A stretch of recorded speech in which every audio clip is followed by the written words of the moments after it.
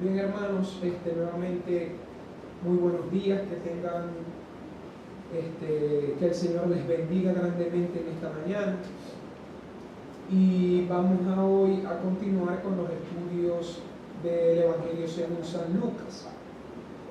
La semana pasada estuvimos analizando la narrativa de la parábola del sembrador, juntamente con el propósito de las parábolas y la interpretación de la misma dada por Jesús a petición de sus discípulos.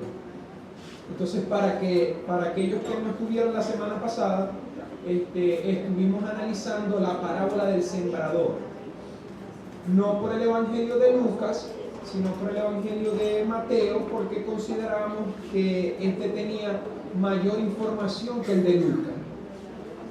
Y a manera de resumen, pudimos ver que la aplicación de esa parábola, la aplicación que tiene la parábola del sembrador, es únicamente para las personas del mundo y la reacción que ellas tienen al mensaje del Evangelio.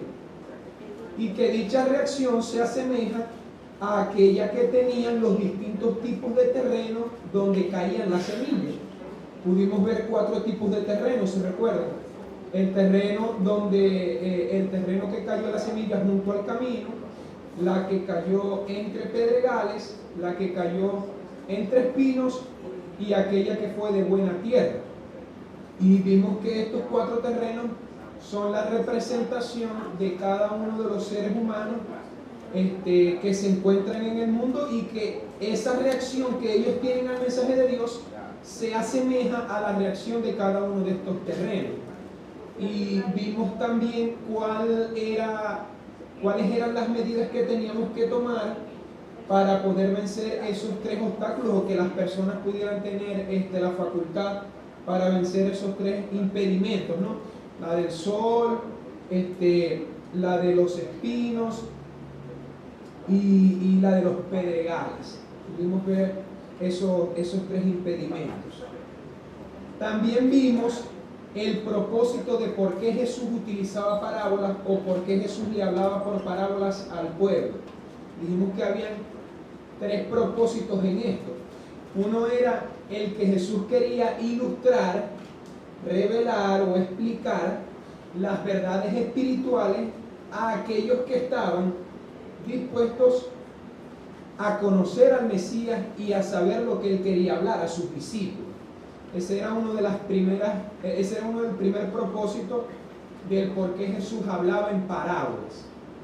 Vimos también que otro propósito de por qué Jesús hablaba en parábolas era para esconder la verdad de los que voluntariamente habían decidido no reconocer a Jesús como Mesías, y que ellos voluntariamente habían endurecido su corazón, los incrédulos.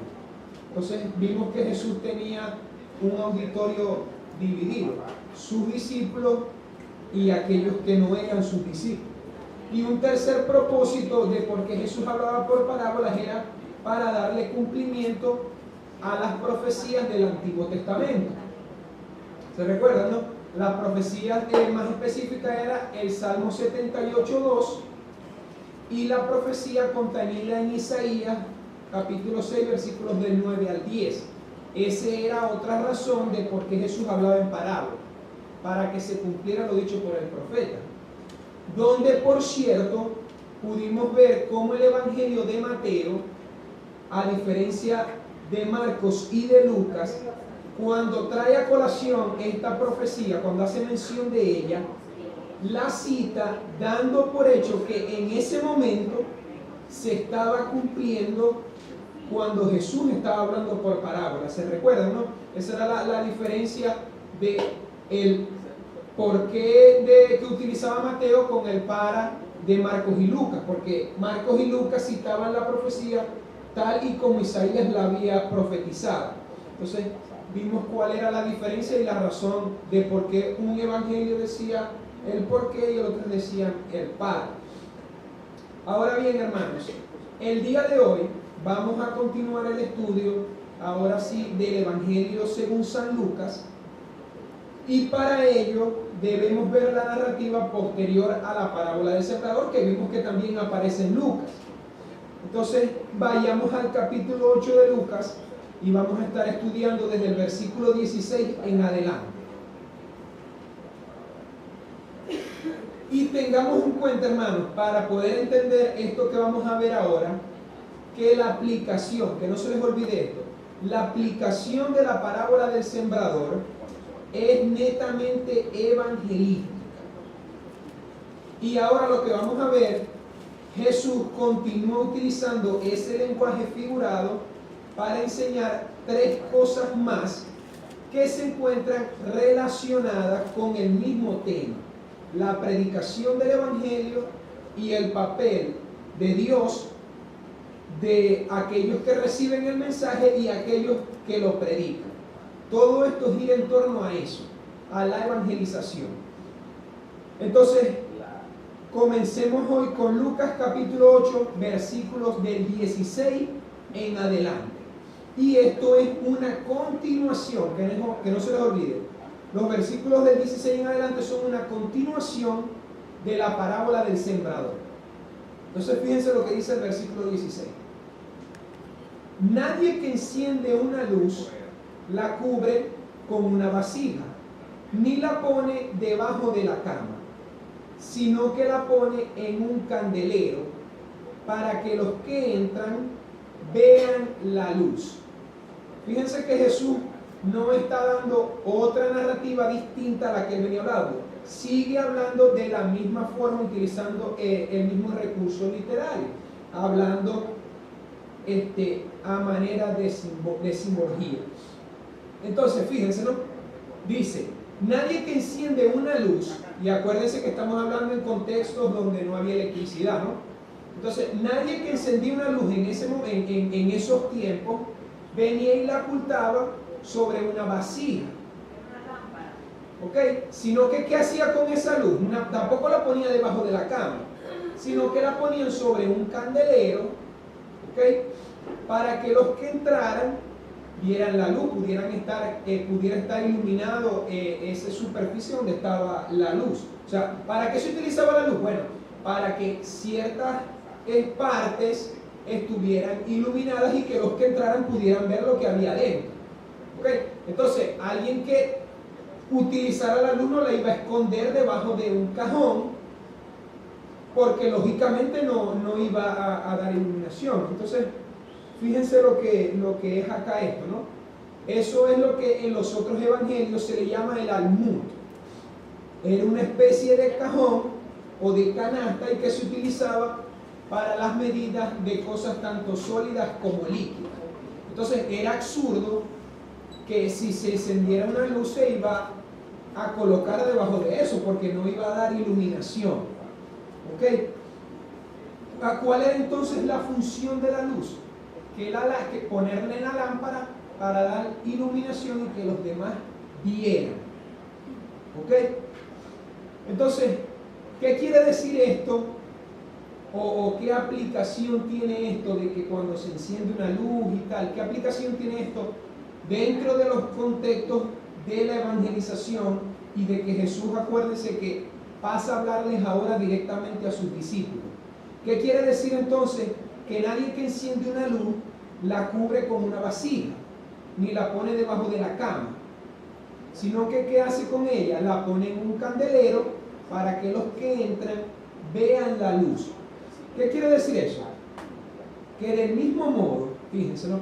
Que del mismo modo los discípulos, así como la luz, los discípulos debían revelar a los otros lo que ellos habían recibido. ¿Okay? De esa forma, las enseñanzas de Jesús, que eran conocidas y entendidas por sus discípulos, ellos tenían que expresárselas a los demás para que los otros también vieran. Esa es la aplicación que tiene este primer versículo a la vida de los discípulos y a nosotros hoy. El evangelio es como una luz y que lógicamente alumbra los ojos y el entendimiento de aquellos que están bajo oscuridad. Entonces, ¿qué debían hacer los discípulos con esa luz que ellos tenían ahora? la iban a esconder, no se la iban a mostrar a los demás. No, ¿qué les quería decir de Jesús? Vayan y muéstrenle esa luz, eso que han entendido ustedes, a las personas del mundo. ¿Para qué? Lo dice, ¿no? Para que los que entran vean la luz. Y vean que es curioso que la Biblia utiliza la luz en muchas oportunidades como símbolo de eso. Acuérdense que dice, fíjense como vimos la semana pasada de que muchos tenían sus ojos oscurecidos.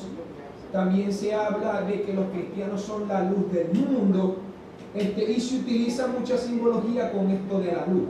Pero acá en el versículo que estamos viendo, como sabemos que es una continuación de la parábola del sembrador, podemos entender fácilmente que Jesús le estaba diciendo a sus discípulos: esto que ustedes han entendido, esto que yo les he dado a conocer, muéstrenselo a los demás, para que ellos también vean, lleven esa luz por el mundo. Ahora el versículo 17 es distinto. Fíjense lo que dice ahora el versículo 17. Porque no hay nada oculto que no haya de ser manifestado, ni escondido que no haya de ser conocido y de salir a la luz. No hay nada oculto que no haya de ser manifestado. No hay un secreto que no se haya de revelar. ¿Okay? Se conoce como una verdad o como un principio que un secreto tiene su tiempo adecuado para decirse, ¿no? Por eso se considera un secreto, porque no es el momento adecuado o indicado para que se sepa. Eso es lo que es un secreto. ¿Okay? Entonces, ¿qué quiere decir esto de que no hay nada oculto que no haya de ser manifestado? O que no hay ningún secreto que no haya de saberse. Que de la misma manera, y en el caso de los discípulos, ellos aún en ese momento no habían sido comisionados para predicar el Evangelio. Acuérdense que estamos hablando ahorita, apenas capítulo 8 del Evangelio según San Lucas. Falta muchísimo para la gran comisión, o cuando Jesús les manda a sus discípulos que vayan y prediquen el Evangelio. Entonces, esto que habían ellos obtenido, esta luz, todavía no era el momento indicado para revelarse, para darse a revelar. ¿Por qué? Porque no hay ningún secreto que no haya de salir a la luz. Pero en ese momento, ese no era el momento indicado para que ellos hicieran tal cosa. ¿Okay? Entonces, ¿qué significa ahora esto de que porque no hay nada oculto que no haya de ser manifestado? Bueno, esto que yo les acabo de decir, todavía no es el momento indicado para darlo a la luz a los demás. Todavía no vayan y prediquen el Evangelio, ¿ok? No era el momento indicado. Parece que estamos hablando de capítulo 8 de Lucas. Todavía no hemos llegado a la gran comisión. En conclusión, Jesús lo que les dio a entender a sus discípulos fue que así como se enciende una luz para esconderla, a nadie se les dan los ministerios del reino para que los mantenga en secreto. Ahora, esos secretos debían darlos a conocer en el momento indicado por él. ¿Okay? Entonces, vamos bien hasta acá. Y como les decía, podemos continuar la investigación de eso en Mateo 5, del 14 al 16, donde se habla lo de la luz del mundo y que nosotros somos la luz del mundo. Entonces, si quieren profundizar en eso, Mateo 5 del 14 al 16 y Lucas 11 del 33 al 36. Habla también dos narrativas con respecto a esto de la luz y de que nosotros somos luz y todo lo demás. Ok, pasemos ahora al versículo 18 de este mismo capítulo de Lucas y fíjense lo que dice. Mirad pues cómo oís. Versículo 18. Le sigue diciendo Jesús: mirad pues cómo oís, porque a todo el que tiene se le dará, y a todo el que no tiene, aún lo que piensa tener se le quitará. Fíjense que estas tres cosas que Jesús ha venido diciendo siguen el mismo recurso de la parábola del sembrador. No está claro lo que el Señor está diciendo, tenemos que deducirlo en virtud del contexto general y de lo que se ha venido hablando. Entonces repito, fíjense lo que dice el versículo 18, ¿no? Mirad pues cómo oís, porque a todo el que tiene se le dará, y a todo el que no tiene, aún lo que piensa tener se le quitará. Y si se recuerdan, cuando estuvimos analizando la parábola del sembrador, fíjense este versículo, ¿no?, que es paralelo a este. Fíjense lo que decía en parte aquella parábola. Porque al cualquiera que tiene, se le dará y tendrá más. Pero al que no tiene, aún lo que tiene, le será quitado. Ok, entonces, ¿qué quiere decir ahora esto? ¿Será que Jesús se estaba refiriendo, como dicen algunos, a la prosperidad y entonces a los que tenían más o menos dinero, Él los iba a volver millonarios y entonces los que no tenían los iba a dejar pobres? ¿A qué se estará refiriendo entonces esto? Fíjense, ¿no? Porque al cualquiera que tiene, se le dará y tendrá más, pero al que no tiene, aún lo que tiene le será quitado. ¿Tendrá que ver esto algo con prosperidad monetaria o con algo al respecto? Al parecer no. Acuérdense lo que dijimos la semana pasada con respecto a una de las de las reglas básicas de la interpretación bíblica, ¿no? Que todo texto debe ser analizado dentro de su contexto. ¿Ok? Entonces no podemos aislar que Jesús viene hablando dentro de un contexto y de una aplicación de la predicación del Evangelio, ¿no? Parábola del sembrador, netamente aplicación a la predicación del Evangelio, y vimos la reacción que tiene, ¿no? Luego se dirige a aquellos que van, a aquellos sembradores, con respecto al tema de la luz, y de que los secretos en ese momento no era el momento indicado. Ahora, ¿qué tiene que ver esto con lo que hemos venido hablando?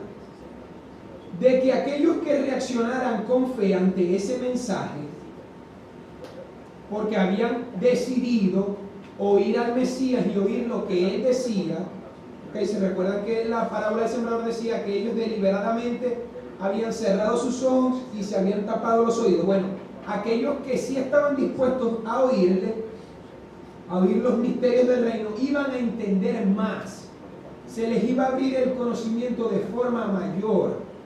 A ese poquito conocimiento que habían tenido, iban a ampliarlo por su fe, por haber depositado su fe en el Mesías. Ahora, aquellos que habían rehusado creer y que habían endurecido su corazón, el poquito que ellos creían que entendían de las parábolas, lo iban a perder. Ese es el significado de esta tercera posición. Y de hecho, fíjense cómo la Nueva Traducción Viviente concuerda con esto. Fíjense lo que dice Lucas 8:18. Así que presten atención a cómo oyen. A los que escuchan mis enseñanzas les será dado más entendimiento, pero a los que no escuchan se les quitará aún lo que piensan que entienden. Fíjense cómo esta traducción concuerda con lo que hemos venido diciendo.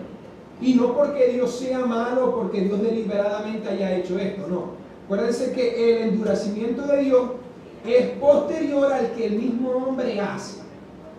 Y que Jesús hablaba en dos contextos de oyentes. Unos que sí lo reconocían como Mesías y otros que no. Ok, hermanos, entonces, ahora aquí sí finaliza esa narrativa en torno evangelística y se pasa a otra, que es la del versículo 19. Y para los que van llegando, estamos en el capítulo 8 de Lucas y ya vamos por el verso del 19 en adelante. Entonces fíjense lo curioso del versículo 19. Dice así: entonces su madre y sus hermanos vinieron a él, pero no podían llegar hasta él por causa de la multitud. Y se les avisó diciendo a Jesús: tu madre y tus hermanos están fuera y quieren ver. Él entonces respondiendo les dijo: mi madre y mis hermanos son los que oyen la palabra de Dios y la hacen. hermanos, entonces es importante que tengamos en cuenta ciertos detalles de esta narrativa que inicia. Porque acá se le hace mención a Jesús de que ciertos familiares de él lo estaban buscando. Pero algo importante que quiero que entendamos, y lo podemos hacer a manera de pregunta. Lógicamente sabemos que su madre era María, pero cuando acá se dice y sus hermanos también te buscan, ¿quiénes eran esos hermanos de Jesús? Correcto, o sea, eran hijos de José y de María posteriores a Jesús. Ahora tenemos que hacernos otra pregunta. ¿Será que todos entienden esto desde estos puntos? Porque al parecer la Iglesia Católica Romana, el concepto que tiene de María es diferente a él. Y vamos a ver cómo se contradice esto con lo que hemos leído. Fíjense algo. La Mariología, que es la disciplina teológica que se encarga de estudiar cada una de las doctrinas, el papel y el significado de María, tiene estas doctrinas fundamentales. La perpetua virginidad de María, el hecho de que María es madre de Dios, el que ella fue la Inmaculada Concepción. También se habla de la asunción de María, de que María es la madre de todos los creyentes, que es mediadora e intercesora, que es corredentora y reina del cielo. Entonces, Inmaculada Concepción significa que nació sin mancha de pecado. que en el momento El pecado original. correcto. Ahora, el día de hoy, debido a lo que hemos leído, vamos a detenernos a explicar o a refutar el hecho de la perpetua virginidad de María. ¿Será que María fue siempre virgen? O si no fue así, ¿quién eran entonces estos hermanos? Porque, fíjense algo, la mayoría de los profesantes católicos no saben sustentar estas doctrinas por la Biblia. Ahora, el Catecismo de la Iglesia Católica dice algo bastante interesante al respecto. Fíjense. Ellos dicen, María es siempre virgen, en el sentido de que ella fue virgen al concebir a su hijo, eso lo tenemos claro. Pero dicen que fue virgen al parir, virgen durante el embarazo, virgen después del parto, virgen siempre. Por tanto, cuando los evangelios hablan de hermanos y hermanas de Jesús, se refieren a parientes próximos de Jesús según una expresión empleada en la Sagrada Escritura. Esto es lo que dice el Catecismo de la Iglesia Católica. Y más adelante, fíjense lo que dice, no sé si está muy corto eso para que lean, pero fíjense lo que dice también el Catecismo. Leamos rápido. Si en la prodigiosa concepción de Cristo todo excedió el orden natural, tampoco en su nacimiento puede explicarse nada sin especial intervención divina. ¿Ok? Entonces, fíjense lo que dice. Nace de una madre sin retimiento de su virginidad. No cabe suponer milagro más sorprendente. Como más tarde saldrá del sepulcro cerrado y sellado, o sea, la asunción, como se presentará a sus discípulos estando cerradas las puertas, o como para usar una comparación tomada de las cosas naturales, el rayo del sol penetra el cuerpo sólido de cristal sin romperlo ni dañarlo. Del mismo modo, pero de una manera infinitamente más sublime, Cristo salió del seno de su madre sin retimiento alguno de su virginidad. Con razón, podemos ya cantar la incorruptible y perpetua virginidad de María.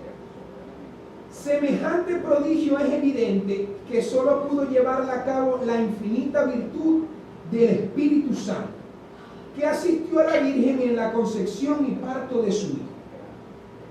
dándole fecundidad sin privarla de su perpetua virginidad.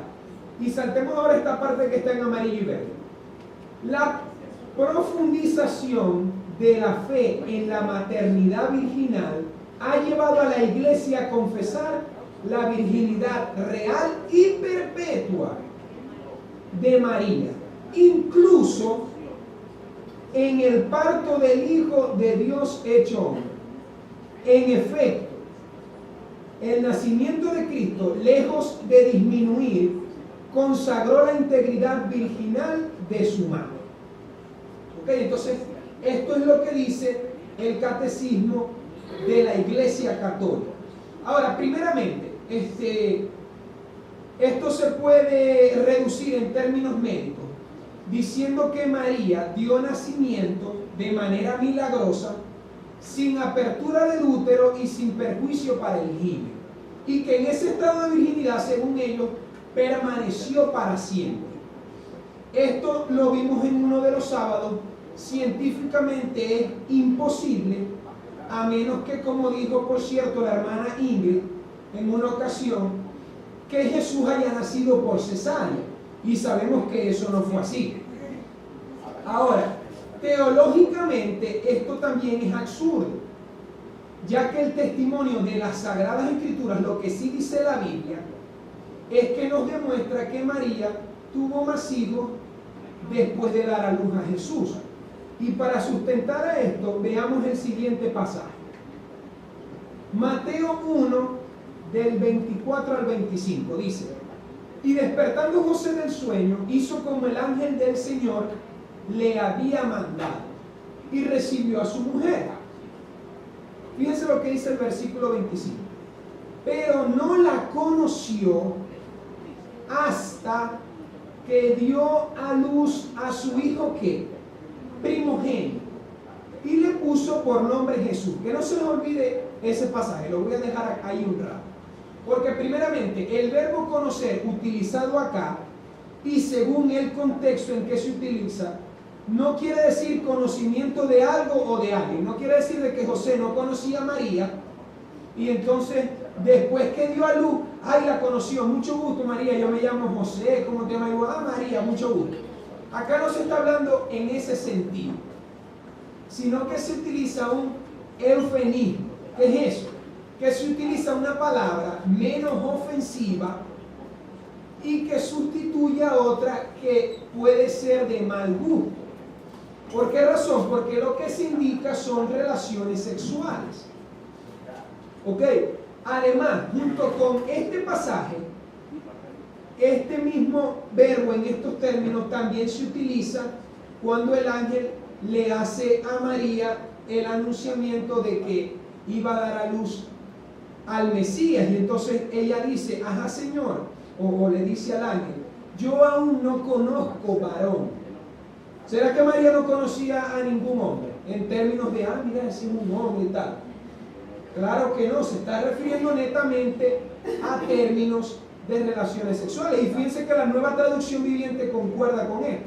Dice: pero no tuvo relaciones sexuales con ella hasta que nació su hijo y José le puso por nombre Jesús.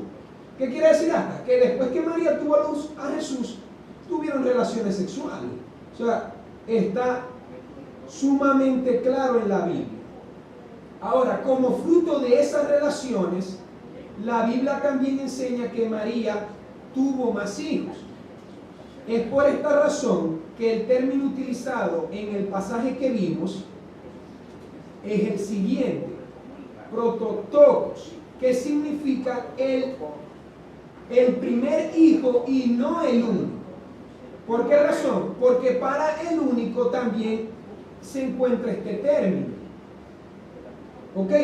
Entonces, si Jesús hubiese sido el único hijo de María, se hubiese utilizado el término para ella. Cuando se dice y dio a luz a su primogénito, indica que fue el primero, no el único. Entonces vemos que este argumento también demuestra que Jesús fue el primer hijo de María, no el único. ¿Ok? Además, cuando se hace referencia en la Biblia que Jesús es el unigénito, siempre se hace referencia en virtud de su relación con su Padre. Cuando se habla de Jesús es el unigénito, nunca se habla de María, sino de su Padre, el unigénito del Padre. Ahora bien, no solo la Biblia declara que María tuvo relaciones sexuales con José, ni que dieron a luz y de que ella dio a luz hijos, sino que además se especifican los nombres de ellos. Fíjense este otro pasaje. Mateo 13, del 55 al 57. Dice: aconteció que cuando terminó Jesús estas parábolas, se fue de allí, y venido a su tierra, les enseñaba en la sinagoga de ellos, de tal manera que se maravillaban y decían: ¿de dónde tiene esta sabiduría y estos milagros? ¿No es este el hijo del carpintero? ¿No se llama su madre María y sus hermanos Jacobo, José, Simón y Judas? ¿Y no están todas sus hermanas con nosotros? ¿De dónde pues tiene todas estas cosas? Y se escandalizaban de él. Y ese pasaje también se encuentra o es paralelo en Marcos 6:3. Entonces, hermanos, por esta razón es que en los evangelios se describe, cuando se habla de las mujeres que estaban observando a Jesús mientras él estaba crucificado, por este pasaje es que se habla de una María, madre de Jacobo y José, que sin duda alguna es María, la madre de Jesús. Veamos estos otros pasajes, fíjense. Esto es dentro del contexto de cuando Jesús estaba crucificado. Dice: entre las cuales estaban María Magdalena, María, la madre de Jacobo y José, y la madre de los hijos de Zebedeo. Acuérdense que los hijos de Zebedeo eran ¿quiénes? Jacobo y Juan. ¿Okay? Entonces, María, la madre de Jacobo y José. ¿Quién es esa María? María, la madre de Jesús.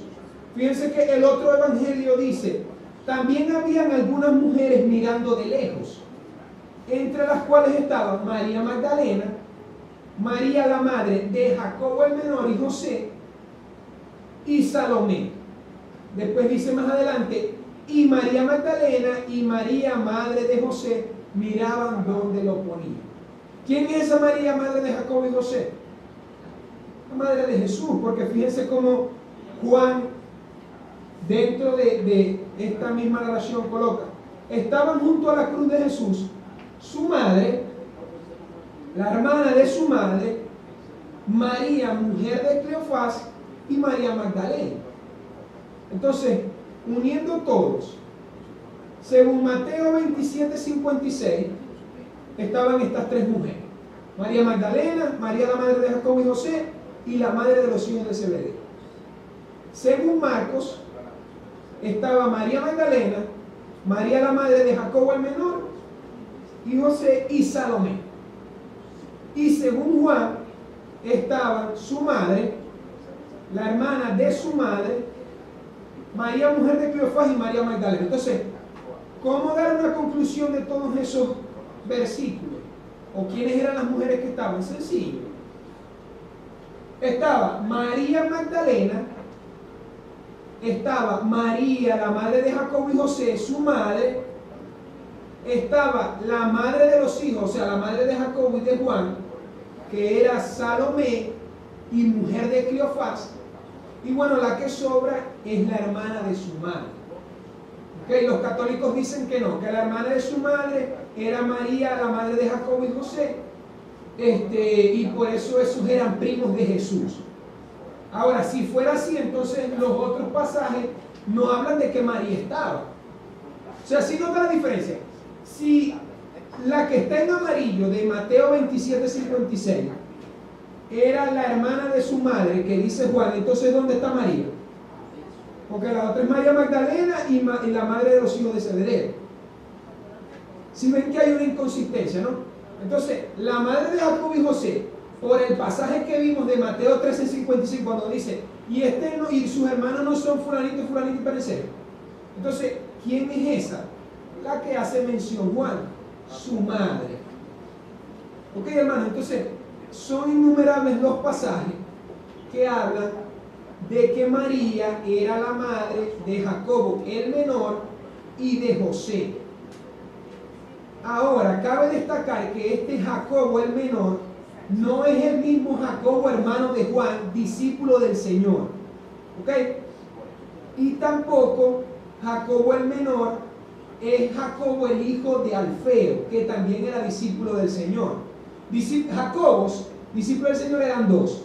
Jacobo hermano de Juan, y ellos dos eran hijos de Zebedeo. ¿Ok? Y Jacobo, hijo de Alfeo, el que probablemente sea hermano de Mateo. Ahora, el Jacobo menor, el que es hijo de María, es el que posteriormente escribe la carta que tenemos en el Nuevo Testamento. ¿Ok? Y que este mismo, ¿ok? Era pescador junto con su padre, pescador no, trabajaba con su padre en la carpintería, mientras que el otro Jacobo era pescador con su padre y su hermano Juan, con Zebedeo. Y ese Jacobo, el Jacobo hermano de Juan, hijo de Zebedeo, fue el que fue asesinado con la espada por Herodes Agripa I. Ahora fíjense otro pasaje, por ejemplo, Gálatas 1:19. Dice Pablo, cuando él fue a Jerusalén, pero no vi a ninguno de los otros apóstoles, sino a quién, a Jacobo, el hermano del Señor. Gálatas 1:19. No, hermanos en Cristo. Y los apóstoles no eran hermanos en Cristo. Fíjense, no, hace una distinción Pablo. Fui a Jerusalén y no me encontré a ninguno de los apóstoles. ¿A quién me encontré? A Jacobo. ¿Qué Jacobo? El hermano del Señor, hijo de María y José. Entonces, hermanos, como último argumento, si prestamos atención a los términos utilizados en griego, podemos estar más seguros de que los católicos se equivocan cuando dicen que los hermanos y las hermanas de Jesús se refieren a parientes próximos, a primos, según una expresión empleada en la Escritura. Fíjense por qué. Existen estos dos términos en griego para referirse, o cuando se está haciendo referencia a un hermano de los mismos padres o a una hermana de los mismos padres.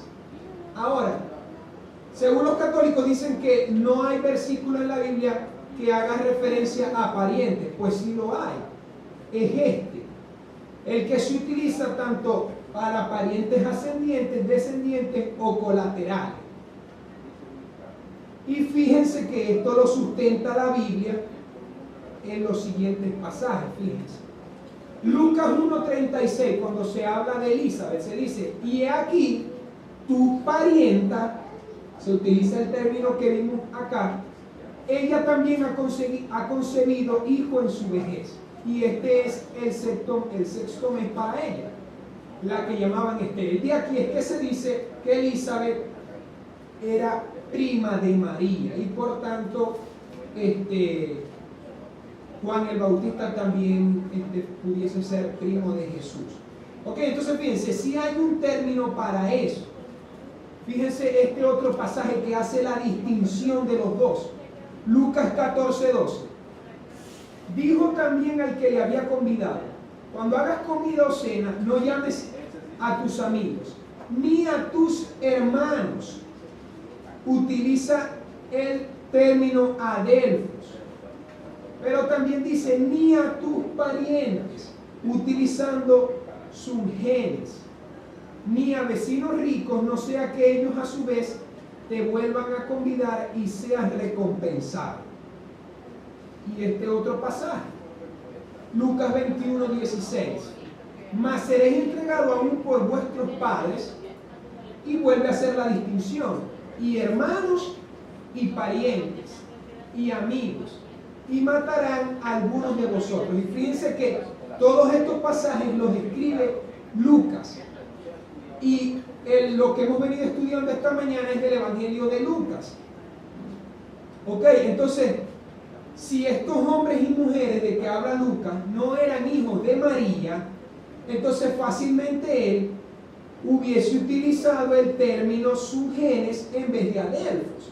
Porque si eran primos, o sea, parientes cercanos, él hubiese utilizado el término para parientes y no para hermanos. Y además vimos la distinción entre parientes y hermanos. Ahora, otros han optado por aceptar esta terminología, pero se la resuelven citando uno de los textos apócrifos que no se encuentra en la Biblia y que de hecho lo comentaba Orígenes. Fíjense lo que dice la historia corta de José el carpintero, y eso lo podemos encontrar en los evangelios apócrifos de Edmundo González Blanco. Fíjense lo que dice. Había un hombre llamado José, natural de la villa de Belén, la de los judíos, que es la villa del rey David. Era muy instruido en la sabiduría y en el arte de la construcción. Este hombre, llamado José, desposó a una mujer en la unión de un santo matrimonio y le dio hijos e hijas, 4 varones y 2 hembras. He aquí sus nombres: Judá, Josetos, Jacobo y Simeón. Y los nombres de las muchachas eran Licia y Lidia. Y la mujer de José murió, según la ley de todo nacido, dejando a su hijo Jacobo de corta edad. Y José, varón justo, glorificaba a Dios en todas sus obras. Fíjense lo que dice ahora otra porción de la historia corta de José en cuanto a la elección para ser esposo tutelar de María.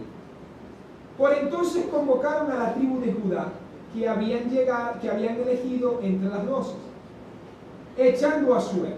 Y la suerte correspondió al buen viejo José, mi padre carnal. Y los sacerdotes dijeron a mi madre, la Virgen bendita: vete con José y obedece, hasta que llegue el tiempo en que efectúes el casamiento. Mi padre José acogió a María en su casa, y ella, encontrando al pequeño Jacobo, con la tristeza del huérfano, se encargó de educarlo. Y por esto se le llamó a María madre de Jacobo. Entonces, de esa manera, sustentándolo algunos, no todos, por este evangelio apócrifo de que ellos dicen que José era un viejito cuando se unió con María, que María era una jovencita, ¿no? Si lo han visto en las películas. Dicen que José murió pronto, y que estos hermanos y hermanas de Jesús eran hijos de José en otro matrimonio, y entonces se resuelven el problema, o sea, hijos adoptivos de María. Todo para no confrontar el hecho de que María no fue siempre virgen, sino de que, como vimos, en innumerables ocasiones se hace referencia a que Jesús tuvo hermanos, a que María tuvo hijos con José, y que lógicamente, teológicamente y científicamente, María era imposible que siguiera siendo virgen. Así de sencillo. Entonces, el que los católicos digan la Virgen María y la perpetua virginidad de María es una mentira y es totalmente falso por lo que hemos visto. Entonces, eso quisiera que les quedara claro. Pero lo importante de esta narrativa, y lo que los católicos tampoco entienden, es la respuesta que Jesús le da a aquellos que lo vienen a buscar. Fíjense lo que dice el versículo 28 de ese capítulo, el versículo 21 de ese capítulo 8 del Evangelio según San Lucas. Cuando le dice: Jesús, allá te están buscando tu madre y tus hermanos. Fíjense la respuesta que el Señor les da. Mi madre y mis hermanos son los que oyen la palabra de Dios y la hacen. Ok, entonces, ¿qué quiere decir eso? Que Jesús no quiso establecer, o Él no vino al mundo para establecer lazos de sangre o lazos fraternales o una relación con los seres humanos de esos sentidos, sino que Él vino a establecer con el ser humano una relación espiritual basada en la obediencia. Entonces, usted y yo somos en el mismo sentido madre y hermanos de Jesús. Entonces, ¿cómo caben entonces todas las otras doctrinas? Si se supone que si usted oye y obedece la palabra, está en el mismo nivel de María. No lo dijo el mismo Jesús. No. Mis hermanos son los que oyen la palabra y la obedecen. Estos son mis hermanos y mi madre. Entonces si yo estoy en el mismo rango de María, ¿para qué le voy a pedir milagros y tal? O sea, es absurdo. Vemos cómo se derrumba todo a partir de que María sí tuvo hijos. Pero es que también se puede caer sobre que digan en qué parte de la Biblia Jesús llama a María madre. Por supuesto. En ninguna parte, porque las veces que se refirió a María, se refirió como mujer. Correcto, eso también es un argumento, pero que se utiliza para lo que los católicos llaman que María era la madre de Dios. Para eso se utiliza el argumento de que cita acá nuestro hermano Ali. Pero entonces, hermanos, en resumen, vimos que Jesús, después de dar la parábola del sembrador, da manera de 3 dichos más. Uno que tiene que ver con la responsabilidad que ahora tenían los discípulos de poder ir a predicar el Evangelio. Otro que tiene que ver con que no era el momento indicado, y eso concuerda, no sé si han visto que en varias oportunidades, cuando Jesús hacía un milagro decía, calla y no lo digas. No sé si han visto eso en las Escrituras, porque no era el momento todavía de la gran comisión. Y otro tercer dicho que era referente a que aquellos que oían con fe iban a aumentar ese conocimiento, iban a creer más, iban a ser más bendecidos, mientras que lo otro, como decía, lo poco que tenían se les iba a ser quitado. Posterior a eso es la narrativa de la madre y los hermanos de Jesús, que finaliza Jesús diciendo quiénes son sus verdaderos, o quién es su verdadera familia. Entonces, hasta acá podemos llegar al estudio de hoy con respecto a Lucas. La semana próxima estaremos viendo entonces los versículos posteriores al 21 de ese capítulo 8 de Lucas. Entonces, hermanos, que el Señor les bendiga. Espero ya haya servido de mucha edificación para sus vidas. Y nos vemos la próxima semana.